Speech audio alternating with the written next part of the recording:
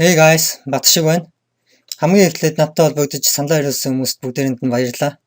Хэрвээ чи энэ өмнөх видеог үзээгүй бол би чамд тэрний эхлээд үзээрэй гэж хүсэж байна. Энэ видеог эхлээд шууд үзэж аваад 2015 оны веб технологиуд гэдээ би өмнө нь видео оруулсан байгаа. Хэрвээ чи энэ үзээгүй бол эхлээд энийг үзчихээ дараа нь видеог үзээрэй. Хэрвээ чи үзсэн бол одоо өнөөдрийн байдлаар бол Angular JavaScript сурахаар 2 болсон. JavaScript Basic анхаарчтай сурах 2 болсон. SAS Front-end Developer Tools эднэрийг сурах хүмүүс нэг болсон байгаа. Үнийг хэлэх гэсэн. Бас өнгөрсөн видеон дээр би нэг зүйлийг мартсан байлээ. Анхаарчны Front-end Developer-ууд гэдэг яасан. Тэрэн дотор бас нэг зүйлийг би мартсан байлээ. Тэр нь болохоор SVG гэж хэл байгаа. SVG гэдэг нь болохоор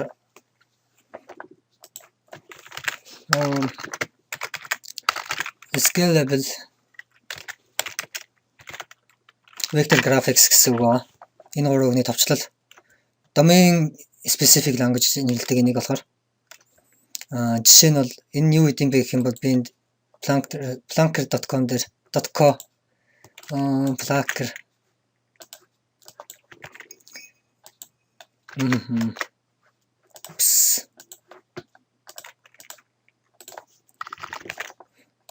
энэ сайт дээр би одоо үзлээ. Жишээ тавьсан. Энэ нь болохоор одоо шийдэл би энд SVG тагнаас энэ нь болохоор HTML дээр embedded language одоо энэ бол веб браузер дээр маш удаж байгаа.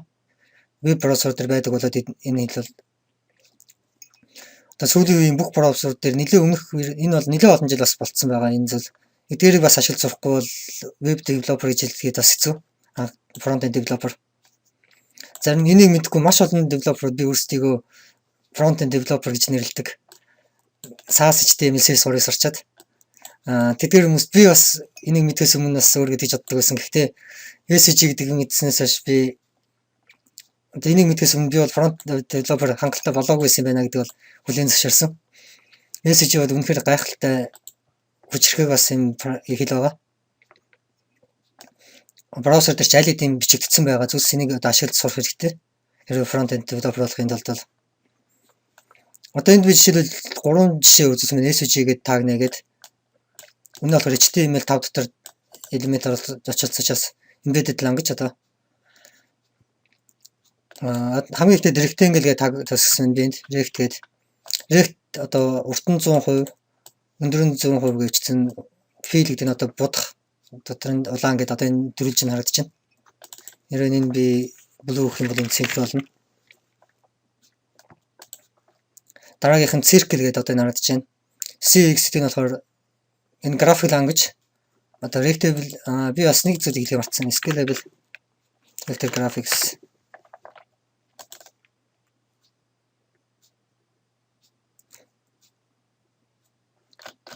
одоо энэ зурган дээр харж байгаа. Энэ бол raster гэж ярьдаг. Одоо JPG, GIF, PNG гэх бүх нийт одоо pixel data гэсэн үг зургнууд. Pixelated data-нуудыг болохоор ингээд томруулахаар ингээд pixelated гэж ярилдаг. Энэ дөрвөлжин бол харагддаг. Энэ зураг одоо том харагдаж байгаа.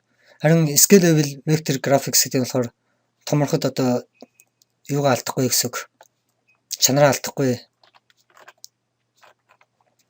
Тийм учраас SVG гэдэг нь бол маш хэрэгтэй. Зарим тохиолдолд бол зарим зурагнаас илүү. Одоо шилбэл энэ фонтууд бол SVG энэ фонтууд томроож ирээд янз янз болсон гэсэн чанар алдахгүй байна гэдэг чинь. Фонтон дээр одоо хамгийн их ашиглана. Өөр янз янзын icon гэх мэт зүйлс төр маш олон зүйл төр энэ SVG-г бас ашигладаг байгаа. Энэ мань болохоор аль хэдийн браузер дотор одоо байдаг болсон. Одоо Chrome, Google Chrome, Firefox, Safari гэх мэт суулгахад эдгээр Internet Explorer 8-аас дээш бүгдээрэн дээр нь бол байгаа. Одоо тэгээд энэ дараагийнх нь circle гэж энэ болохоор domain specific language нэрлэдэг. Domain гэдэг одоо энийг domain гэж энэ circle гэдэг нь угсаа англиар дугуй гэсэн үг. Гэдэг нь rectangle тэгшүнцэг гэсэн үг. Одоо circle гэж үчээд CX одоо X Y квадрат нь ингээ координат систем гэсэн үг одоо. Эндээс 0 0 байгаа. X гэдэг нь болохоор баруун тишээ. Ийшээ ингийн солиод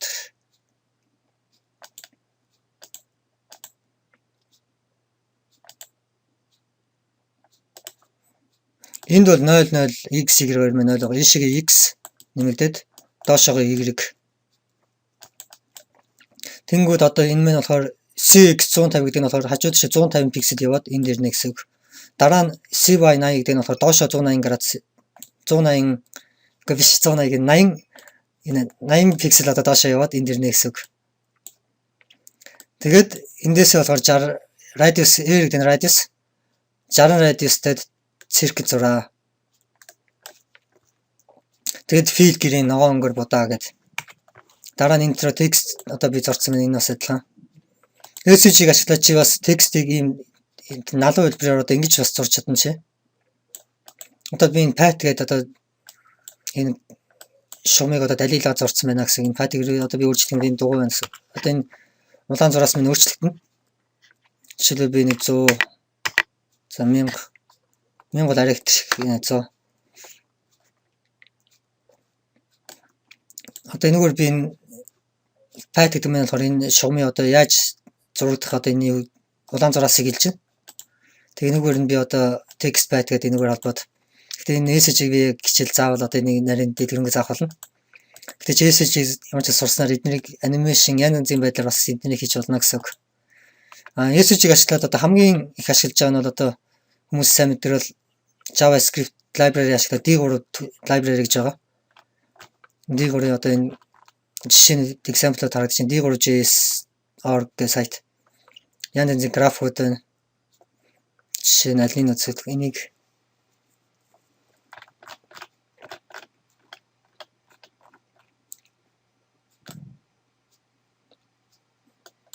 энийг юуны граф гэж юм би мэдэхгүй. Ямар ч үс энэ бол графууд хийсэн харагдаж байна. Холбогдоод. Шугам дээр. Эдгээр нь бол одоо D3 ашиглаж байгаа. Гэхдээ Canvas ашигладаг. Гэхдээ хвчлэн D3 бүх гэр нь баг ихэнх юуны төлөвд бол chart-ын. Одоо би энэ SVG гэдэг энэ chart-ыг одоо бичсэн байна. Энэ бол код нь. Энд бол би шууд SVG ашигласан. Энд болохоор JavaScript library ашиглаад одоо програмжилж болно гэсэн үг. Энэ болохоор би hard code-д шууд одоо SVG-г өөрөө гараараа бичсэн. Live in chart. Тэгээд үүнийг хэлэх гэсэн юм. Анхан шатны юм дээр бол SVG гэж бас юм юу байгаа шүү. SVG-г сурчхад бол маш амархан. Энэ бол маш жижиг хэл. Тэгээд SVG-г бол чи ашиглаж хэлэхдээ ингэж гараараа энэ SVG эднийг бол бичнэ гэж байхгүй. Ингийн бол итгэхэд төвхтэй юм болно. Түүний оронд бол энэ D3 JavaScript library гэдэг эсвэл өөр бас янз янзын library байгаа. Тэднийг ашиглаж янз янзын гоё зүйлс хийж болно. Эднэрийг харах их дуртай. Энэ data visualization гэж энд бол бас миний хамгийн дуртай сэдвүүд энийг компьютерийн data visualization бол тасархай. За тэгээд бас маш олон надад CSS-ийг мэднэ гэж бас ярьсан. CSS бол маш олон бас CSS-ийг их дутуур үнэлж байгаа надад анзаарчихсан. Тэгэхээр би CSS нь юу гэж яддсан бэ гэдэг би бас энэ видеогоор ярихыг хүссэн. CSS одоо яг энэ презентацийн харагдаж энэ бол миний хийсэн зүйл биш.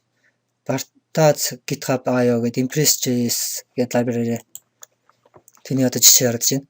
Гэтэ энэний анимашн одоо бүх юмнуудыг дан CSS хийж байгаа гэдэг юм хэлсэн. CSS тэгэхээр юу гэж яддаг вэ?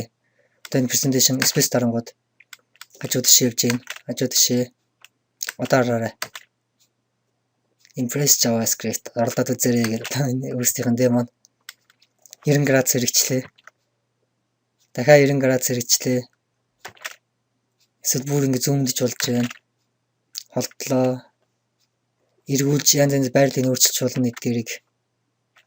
Тэгээд чи ер нь баг маш их юм хийж чадна. Энэ бол зөвхөн жижигхэн хэсэг CSS 3 одоо юу чаддаг. Нэг зүйл энэ 3D байгааг анзаарсан уу гэж. Тэр ухраа гарах юм бичгнүүд урд хойно наан цаанаа харан зарж байгаа. Энийг бол CSS-ээр дан энэ анимашнуудыг JavaScript-ээр контролдож байгаа. Би одоо энэ дараагийн өмнөх үз энэ эднэрийг болохоор түүнээс энэ анимашн энэ бүх зүйлийг дан CSS-ээр хийсэн шиг энийг би чамд хэлэхдээ гэж бодож байна. CSS үнээс ч илүү хийж чаддаг. Adobe 3D амар юм бас рендерлдэг болсон. Энэ бол CSS байгаа одоо SAS нэг хүн сурахыг хүссэн гэсэн. Энд тэгээд би энд бас маш олон JavaScript-ийг мэднэ гэж. JavaScript-ийг бол амар олон би өмнөөс хүмүүсээс харсан их дутуу үнэлтийг бас анзаарч байсан. Би энүүдийг оруулахыг хүссэн. JavaScript-ийг өөр маш олон хэлтэй холиод байдаг. Энэ JavaScript бол шал өөр хэл гэдэг би бас хэлэх хэрэгтэй. JavaScript таны маш их чадаж чадна. Хүмүүс зарим C-тэй андуурна, Java мэддэг хүмүүс Java-тэй андуурна. JavaScript дээр имиж юм. Би Python дээр бичижсэн, би PHP дээр бичижсэн, JavaScript дээр жоохон бичижсэн, би JavaScript чадна гэж яриад байдаг. JavaScript бол PHP, Python-ээс тэс өөр хэл. Яагаад ийм олон хэлнүүд гэдэг юм бэ гэдгийг ч бас бодох хэрэгтэй. Яагаад энэ олон хэл гэдэг юм бэ? Эндгээр бол хэлнүүд нь бүгдээрээ өөр учраас дараагийн хэлнүүд зохиогдсон байгаа. Ардталтай бүх юм ажиллагаа. Тэгэхээр энд би одоо JavaScript жижигхэн код энд бичиж гэж бодож байна. Ховоосон темплейт нээсэн байна. HTML tag HTML нэглээ хааглаа. Head tag энд одоо миний бас бяцхан асуулт шалгалт маягийн зүйл гэх юм уу да. Тэгээд энд би жижигхэн код чиг гэж бодож байна. Эхлээд энд хоосон tag div tag нэглээ. Энэ видео гэхдээ би JavaScript-ийг мэддэг гэж бодож байгаа хүмүүс зориулж хийж байгаа бичлэг шүү. HTML-ийн анхан шатны ойлголттой, CSS-ийн анхан шатны ойлголттой хүмүүсээ гэсэн үг. Окей. За тэгээд би энэ бол div logs гэсэн ID div хоосон div нээчлээ. Тэгээд энэ би style гэдэг CSS бичээд хийж байгаа. Бүгдийг нэгтээд margin 0 одоо энд яг make man жоохон садлаад байна. Энэ бисэн дээр хийж би бас код ачдаг болохоор padding 0 body би background-ийн нэр нь хэд бол хар дээр харах тартай хвчлээ. Background color white. Окей. За тэнд бол скрипттэй бичих. Тэгэхээр энэ ч гэсэн би тестлээд үзээд хийхдээ бидний одоо хийх чадвар хамгийн ихдээ би бол assert function бичих гэж JavaScript тестлэх. Тэгэхээр би энд бол ихтэй хоосон p tag нээгээд дотор нь b error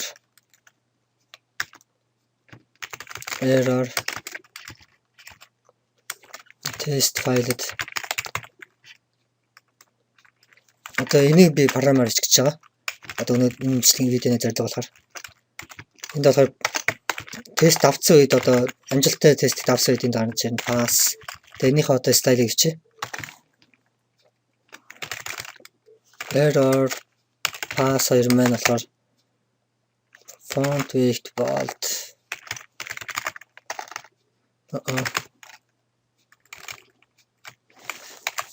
Font weight bold. Энд яг микний утсан keyboard нэр тэгэлж байгаа юм бичээд айгүй хэцүү. Sorry guys.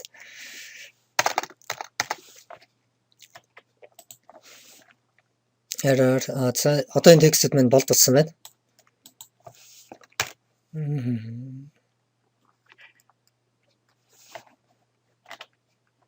Тэгээд error class бишээ би энд нэг л буруу юм хийгээ явж байна да. Энд би класс нөхцөлсөн p tag дээр. Яг энд би CSS ашиглаж энд logs энд style бичнэ. Тэгээд logs дотор байгаа p tag-ууд бүгдээрээ font weight bold. Энэрийг одоо салах.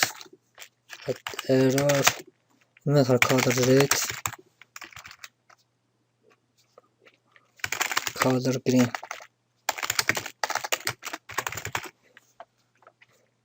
Одоо миний тест хэрэг алдах юм бол error log энд гарч ирнэ. Энэ болохоор pass log-од гарч ирнэ гэсэн. Pass-ад амжилттай авсан бол тест-д амжилттай авсныг гарнаа. Окей.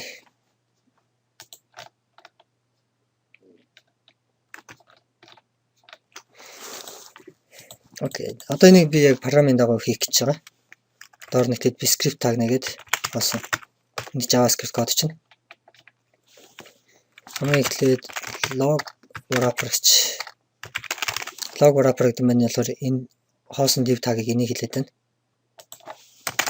document гээд энд болохоор би ямар ч library-аас ашиглаагүй байгаа. Дан JavaScript ашиглаж надад төрлөх гэсэн үг. Logs. Окей. Function assert condition message. Хоёр аргумент авна. Энэ assert function маань болохоор эхлээд assert function маань юу гэх юм бол эхлээд энэ одоо хийх зүйлсээ би коммент болгож чичээ. Хамгийн эхлээд би энэ p tag-ыг параметрын дагуу үүсгэнэ. P tag үүсгэх одоо үүсчнээр нэмэх гэх юм одоо үүсгэх гэчээ за. Дараа нь bold tag нэмнэ. Энэ би error юм уу одоо юу ингэж энэ bold tag маань уртлын энэс гэсэн үг. Bold tag үүсгэнэ. Тэгээд дараа нь DOM одоо text element үүсгэнэ. Text element дараа нь condition одоо тест маань давсан үггүй шалгана. Тест маань амжилттай болсон үгүйг шалгана.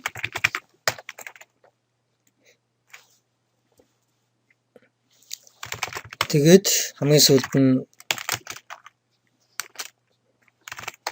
дэлгэцэн дээрээ print хэлнэ. За ингэж var p document create element p дараа нь bold tag үүсгэнэ. Одоо би энэ tag-ыг үүсгэж байна. Document create element b дараа нь text tag үүсгэнэ. Document come on create text node message гэдэг нь болохоор шууд эндээс ирэх байгаа. Assert function маань. Тэнд бас дахиад нэмж нэг хөгжүүлвэл дахиад нэмэх юм утсан байгаа. Тэнд би хамгийн энгийн assert function бичсэн. Эхний 3 нь болцсон энэ ороо энэ коммент арилгалаа. Тэгээд дараа нь хэрвээ condition маань амжилттай болсон бол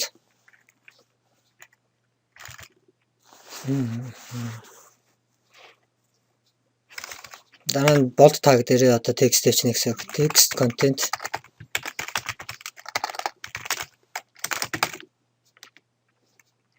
pass тэгээд class name одоо би энэ классыг өгч ийн гэсэн үг. Error юм уу pass юм уу? Pass төлөвч би нэг pass арай энэ арай зөв сонсдож байна надад. Pass Хэрвээ condition маань алдсан үед эсэргээрээ энэ маань error гэсэн үг. Тест маань амжилттай авсангүй.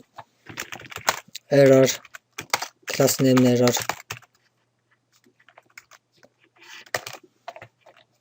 Дараа нь энэ p element байгаа. P element дотор одоо энэ хоёрыг нэмнэ. P element нь одоо хоосон P element байгаа. P append child эхлээд bold tag нэмнэ. Эхлээд энийг нэмжийнэ гэсэн үг. Одоо энэ bold tag. Дараа нь text гэдэг маань болохоор артлын энэ test file гэдэг энэ маань. Text дараа нь log wrapper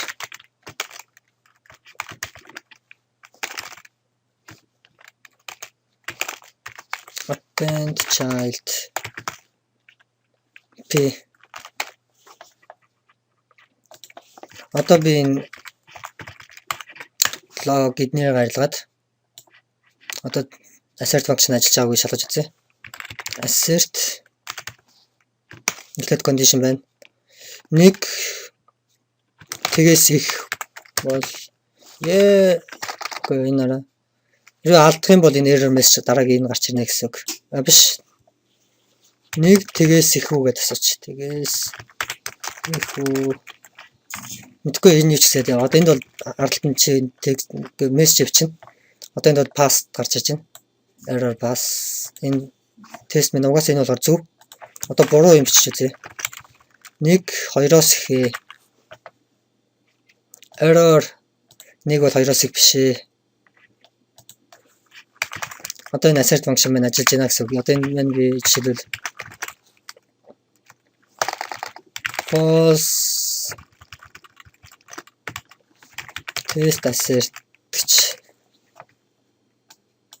Alright. Assert маань ажиллаж байна. Одоо би JavaScript энэ миний одоо шалгалтын тест гэсэн үг. Хэрвээ JavaScript мэдчихэж гэж байгаа бас одоо надад энэ миний дээр одоо би энд жижигхэн function бичих гэж байна. Эхлээд би юу ч гэсэн үзээдгээ. Variable count гэж тоолох одоо counter эхлээд 0-0-оос эхлээд энэ би for loop бичих гэж байна. Дараа нь энэ дотор би variable I гэж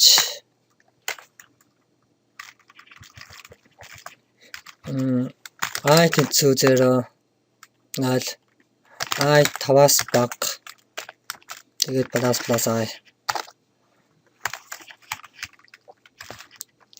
Одоо энд би assert зүгээр энд бол жижигхэн тест.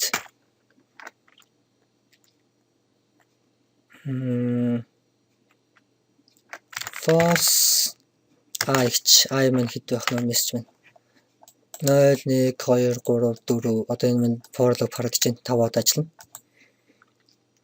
Яг бидний хүсэж байгаа энэ зөв одоо параметр 0 1 2 3 4 5 гарч 0 1 2 3 4 гарч ирэх нь.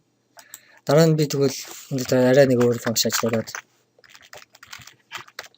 count энийгээ би нэг нэгээр нэмэгдүүлээд явуулъя. Гэхдээ энд би арай төвөгтэй syntax гэж бүр энгийнээр арай шиг. Дараа нь count энэ дээр би count тэнцүүгч string concatenation хийгээд I тэнцүү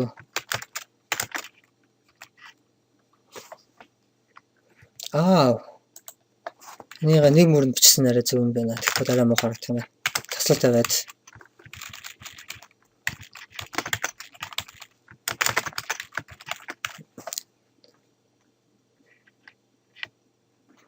I 0 count 0 I 1 count 0 I 2 count 0 энэ бол зөв явж байна.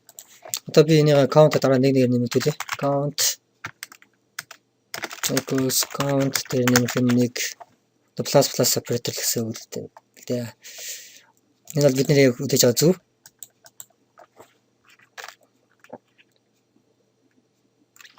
JavaScript timeout гэдэг function одоо мэдэх болоо гэж чинь нэрэж timeout JavaScript-ийн агч мэднэ гэж жаал.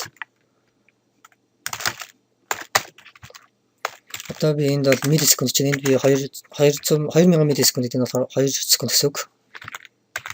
Assert through timeout. 1 2 timeout. Нэг би дахиад ажиллавал refresh 1 2 2 удаа refresh хийсэн энэ одоо ажиллаж байгаа юм. Alright. 5 секунд хичээл. 1 2 3 4 5 timeout. Одоо for loop дотор би энэ timeout function ажиллах гэж байна. Энэ дээр бол маш олон хүмүүс алддаг бүдэрдэг. Timeout энэ дотор би энэ function руугаа би I-ыг пасслаад энэ нэрээ би ялгч дэтлийдэг. Тэгээд энд би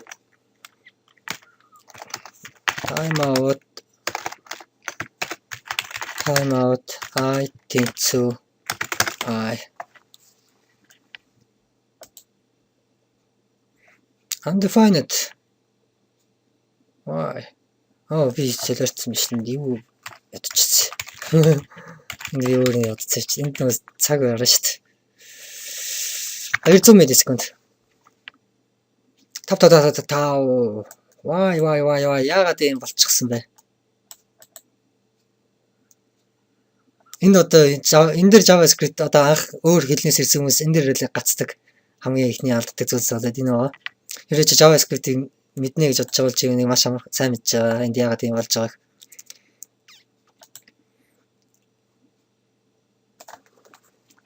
Lupus гэдэг одоо анимашн ямар нэг юм их гэл lupus гэл loop-ын дотроо энэ i гэдэг variable-ыг үүсгэл тэр дотроо time out авах гал тэгсэн чинь нөгөөх нь буруу ажиллаад байна. Одоо шилбэл анимашн ихэд яг араасаа эхнийх нь 200 миллисекунд жишээл i-г үржих. Энэ бол яг амьдрал дээр хамгийн их тохиолддог зүйл. I-г үржих нь 200 миллисекунд одоо энэ харж байгаа. Одоо би 500 миллисекундын зайтай энэ нэрийг ажиллуулах гэж байна.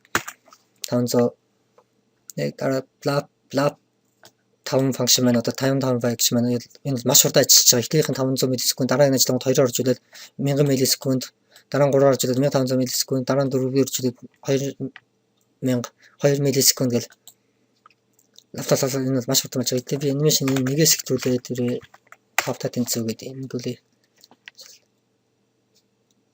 Гэхдээ i гэдэг нь утга маань энэ function дээр дандаа буруу ажиллаад харж байгаа. Уул нь эхлээд assert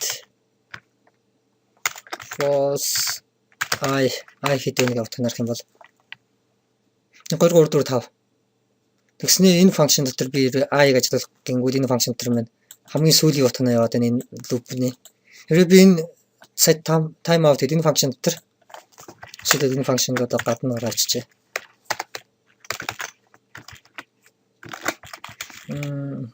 Do something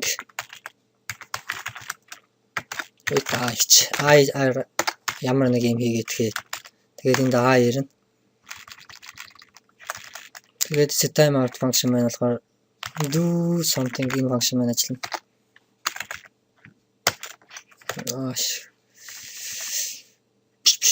Биш буруу энд function ингээд энэ дотроо би одоо pass гадаг do something with i.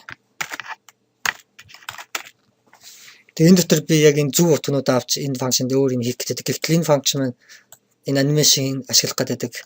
Энэ function маань бүгдээрээ өөр утгнууд ирээд байгаа энд 6 энэ тарж бол assert төрөгдсөн. Хэрвээ энд loop маань бол яг зөв ажилласан. Жишээлбэл би энд ингэж одоо үзэж болно function дээр хэрвээ if i equals одоо яг энэ бол assert гэдэг нь жинхэнэ утгаар гарч иж байна. Assert count энэ count гэдэг function-га count equals count plus нэг plus equals энийг дахиад эхлээд 0-оос олгоод баг count маань бол 0-оос эхэлж байгаа. Энэ i гэдэг юм маань 0-оос эхэлж байгаа. Тэгээд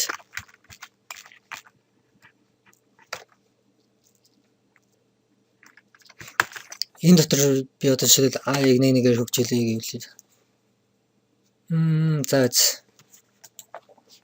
i equals i таслал аваад аваад тэнгүүдээ биш count дотроос бичээд count into count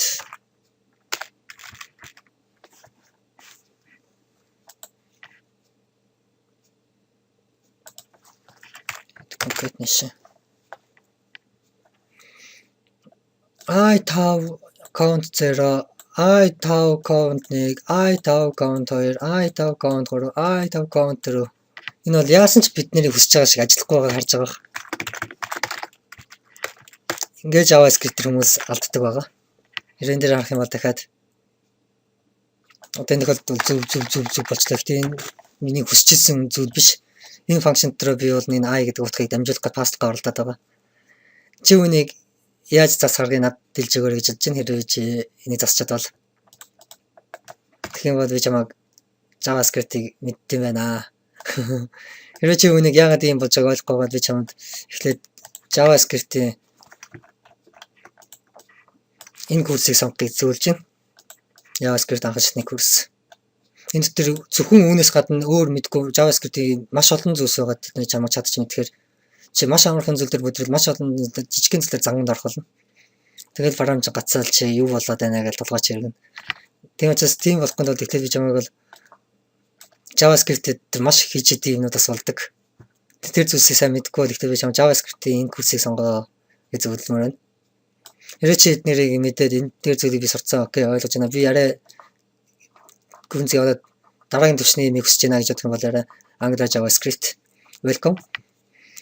Окей, thanks. Тэгээ үзсэнд баярлалаа. Дараагийн видеогоор уулзлаа баяртай.